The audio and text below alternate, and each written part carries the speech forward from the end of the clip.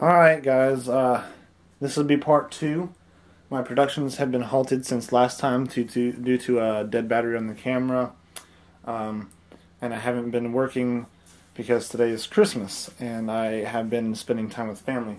But now I'm back home and settled down and it's time to get back on my build. What I have done since the camera died though, I didn't do a lot, but I put the shocks on. It's just 2 screws that were already on there, and I put them on the back, and I've got everything set up right here to do the rear axle. So that's what I'm going to do now. The pinion that goes in the rear axle is there's a bearing, there's a gear, there's a shaft that goes into the gear just like they did the one that goes on the bottom right here. It has like a D slot, and then there's another bearing here. What's interesting though is how I'm going to lock the rear axle. You take the spool that's right here, and then you take one of the little shims and one of the gears, just like you do the front axle, and then you put it all in there and you line it all up like so, just like you do the front. Only now to unlock it, you would need 3 bevel gears and the Y thing, just like you did on the front. Only remember, I used one of these bevel gears on the front. So what you have to do is get one of these plastic lockers, which I don't really like the plastic, but it'll be okay. And you line it up. It has grooves that sit with the teeth. You line it up just perfectly. It presses in there nice and neat. That's actually going to lock it so it doesn't turn. And then you get the Y piece and you put it on top of that. That is going to separate the 2 lockers, because there's 2 of them. There's one for each side. It's going to separate the 2 lockers and give it a little bit more strength. I'm not quite sure how much more strength, but it'll give it a little bit.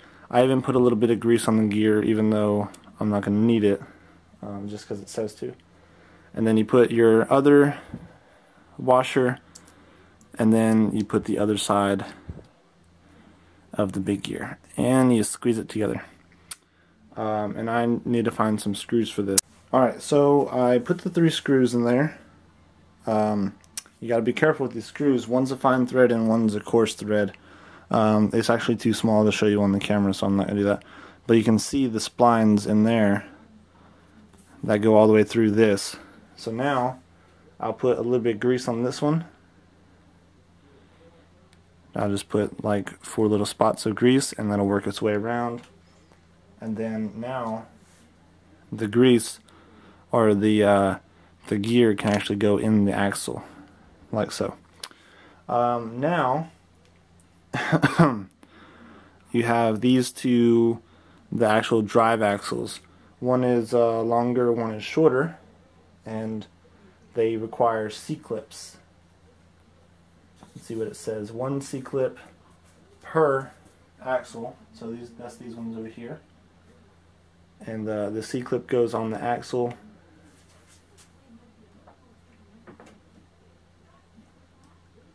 There you go. Okay, so 1 C-clip, and then on the other axle there's another C-clip. Luckily there's a pretty large C-clip, so you don't have a whole lot of that flying across the room problem, because these ones are actually pretty large. I put the nuts on there, but I'll take them off because I don't need them on there right now. So if I look at the instructions here, it says to put, what is that? Bag T1. It's like a spacer looking thing. Huh. I will find that and I will be right back. Alright, so the piece I was looking for was actually plastic. It's like a little spacer. I don't know why they have a plastic spacer on here, but let's see what it says. It says to put the plastic spacer on, and then the wheel bearing on. It says it wants a little bit of grease right there where the bearing goes. I don't know why. It's a spacer. It's not really a bushing, it's more of a spacer. And then on the other side, it has another bearing that will slide on here, sort of like so. And then we'll put this Yeah, this is the short side. So put the short side on there, slide the grease around, and then pop that in the axle, which I'm sure I might have to be popping it out of the axle maybe to put the other one in, but we'll see. Okay, so that goes in there like that. Bearing, there we go. The bearing snaps in on this side here. Okay, so then on the other side, you have the same thing. The little bushing goes on, a little bit of grease. The axle bearing goes on there, and then on this side, we'll put some more grease. And then I guess the grease is to stop the axle from, or the bearing from seizing onto the axle. And then we'll pull this out, slide in the other one. Now I like how it actually has a spline, like a real full scale axle. It's pretty sweet. We'll slide this bearing down because it actually goes down a little bit further. Oh, it went down a little bit too much. There it is. Alright, so now look at that, nice and smooth. Everything's sitting smooth in the axle. I'm going to put a little bit of marine grease on these outer bearings just to stop muck and nasty stuff from getting in, you know, like water. I drive through water a good bit, and I do not want any problems with this. So I'm going to lay it on the inside this time because the axle, the bearings are on the outside. So I do not want to attract the dirt to the outside of the bearing, or to the outside where the bearing is. I want to just stop the water from coming in. Then you get the top piece. You pop the top piece together like so. Oh, I need to put some grease. Oh, look, it all come out on the top, didn't it? Where all the grease was. I need to put some more grease.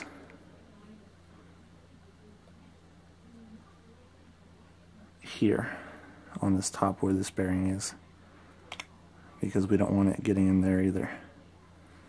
Alright, so now that we have some grease there, I'll have to clean all the grease up whenever it's all put together, and then you put the bearing or the axle back together like so, and there you have it. Alright, so I have to put the wheel hexes on, but the rear axle is complete. I had to put a total of 8 screws. I cleaned it up a good little bit. It's very smooth. The grease still needs to work its way around a little bit, but it's pretty smooth. I'm gonna put these on and I'll be right. Alright, so I've got the wheel hexes on there. These are some sweet wheel hexes too. I have my wheels. I'm just gonna slide it on there right quick, just to test out how it looks, and make sure. Yeah, that looks pretty sweet. See how smooth it is? It's very smooth. So what I'm gonna do is actually take off these hubcaps because I'm gonna be mocking up the wheels here in a minute after I get everything lined up. I want to put on the wheels and check some stuff out. There's 5 screws that go on here that I have to take off to actually get to where the wheel nut. Alright, so with these wheels, you take off the 5 screws, and then you just barely pry it, and there's an aluminum hubcap. It's not plastic, it's aluminum, and in there is where the wheel nut actually goes. I'm putting all my screws and hubcaps in the middle for right now. Alright, so now it wants me to put on the drive shafts. Well, now I need to put one on here and on here, but I don't have my links set up yet, and because I'm going to use my aftermarket links, I'm going to set this up, but I'm not going to put on this the last one that actually holds them together. So it wants you to take this part, it's got like kind of the telescoping part, and then these 2 huge 2.5mm grub screws, which are pretty cool. I'm going to put a little bit of thread locker on them because those are not some grubs you want coming out while you're driving. So a little dab of thread locker on both of them, and the first one will actually go on the vehicle. Let's see if you can see that. You put it, slide it on where the flat spot is, which I left facing up because of this.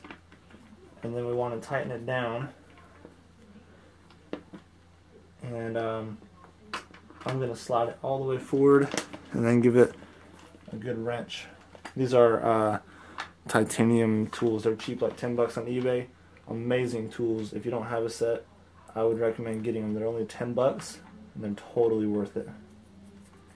So I'm going to set this up and I'm going to slide it as far down as it'll go and then really wrench it down because I do not want that coming loose. Plus it's 2.5 mils, so you don't have to worry about stripping it out or anything.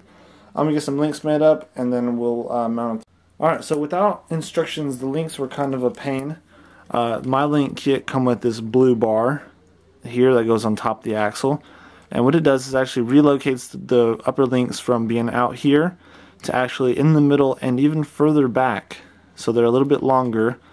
They have a little bit more of an angle on them.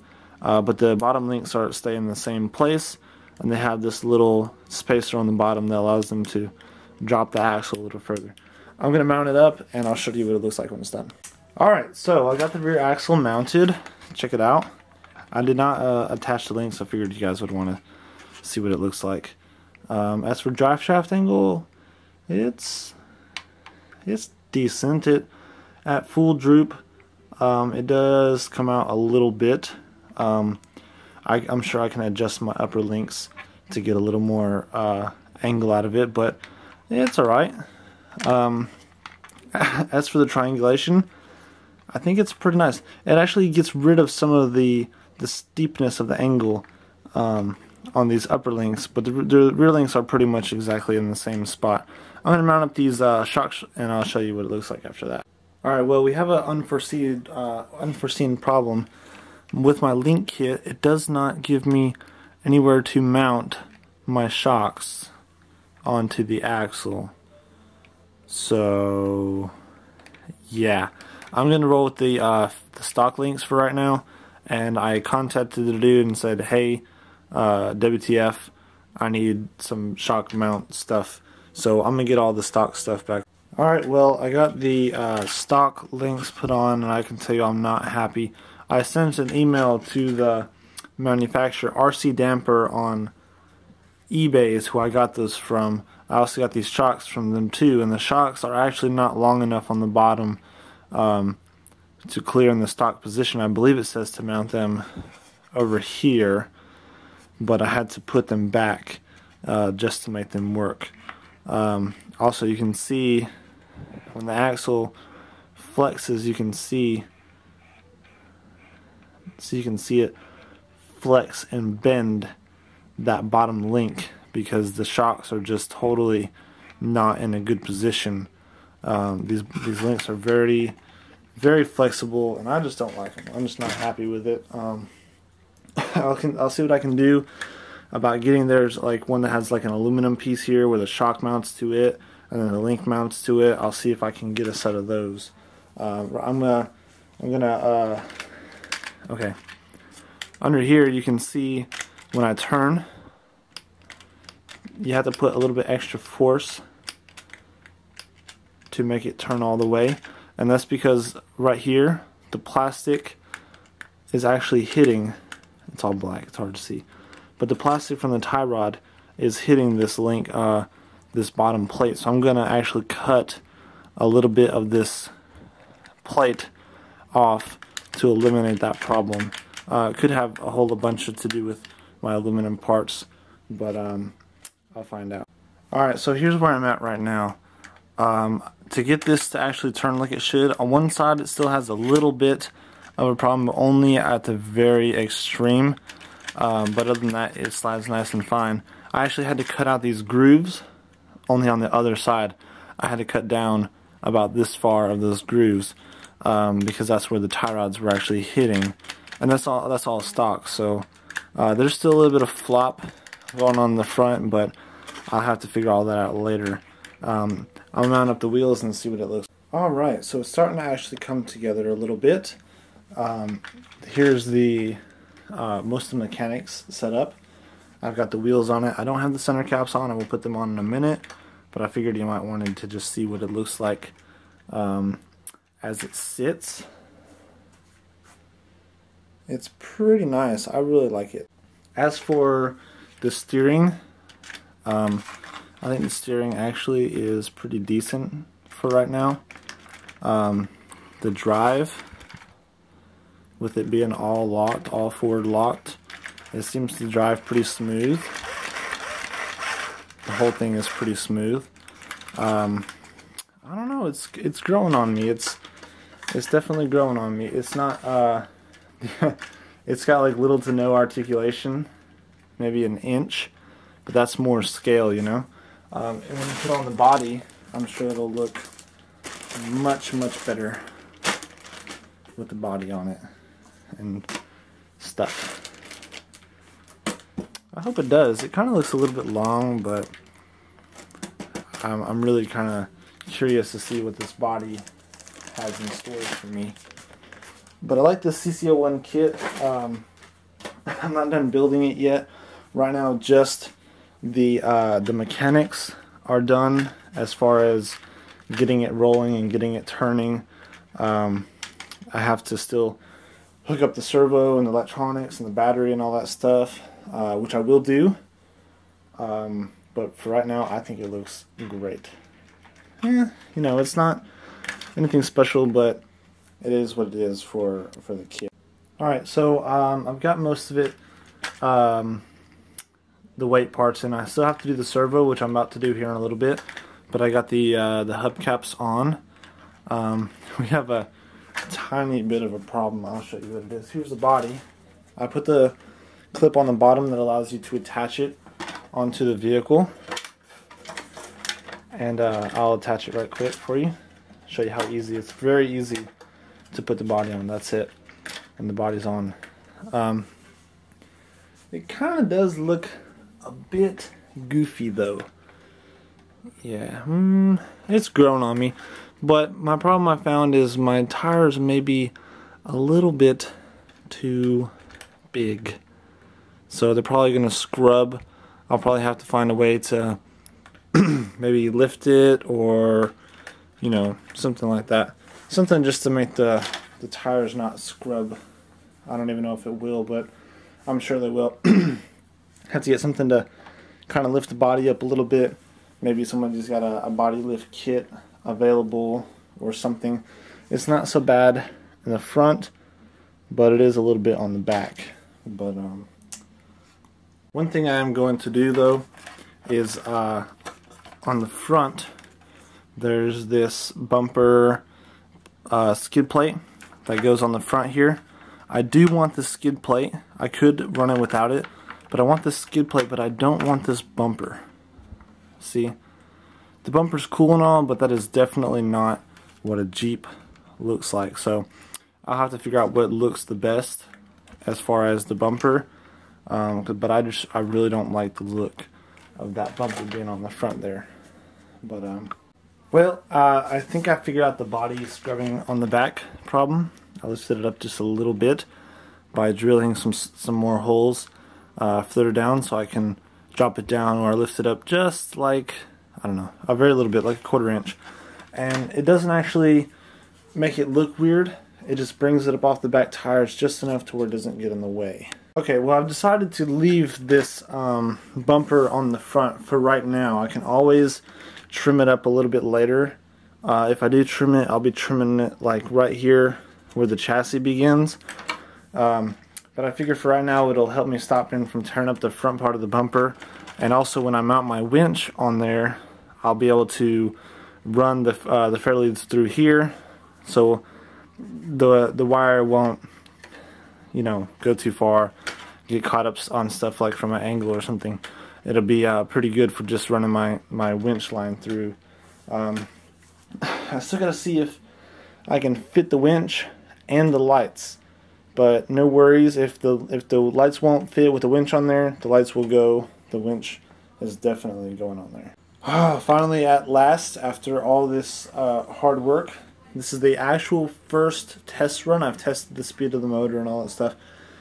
But this is the actual first time it's actually driving, and I've got it hooked up to this radio. So, yeah, see? So it does roll. It turns. It's not the sharpest turner in the world, but it does roll. It does seem quite smooth. We'll see what kind of wheel speed we can get. Nice and smooth. It's not actually as loud as some of the other ones that I've seen. But as for right now, it rolls and hey, it's pretty good, right? Okay, I just did my first run around the house. This thing is awesome. It's kind of pretty quick. It feels a little bit kind of point and shoot when it turns, but it actually turns pretty sharp. It has a good bit of wheel speed. You can see down in there, I'm actually running the battery dead. But lots and lots and lots of fun. I think this thing is going to definitely be fun. I don't think it's going to do jack squat on the trail. I think it's going to perform like junk on the trail without doing serious modifications. But I do have an SCX-10 that does great on the trails, so I don't need this one to perform nearly as good as a lot of people want it to. I think it just does amazing as it is. I like it.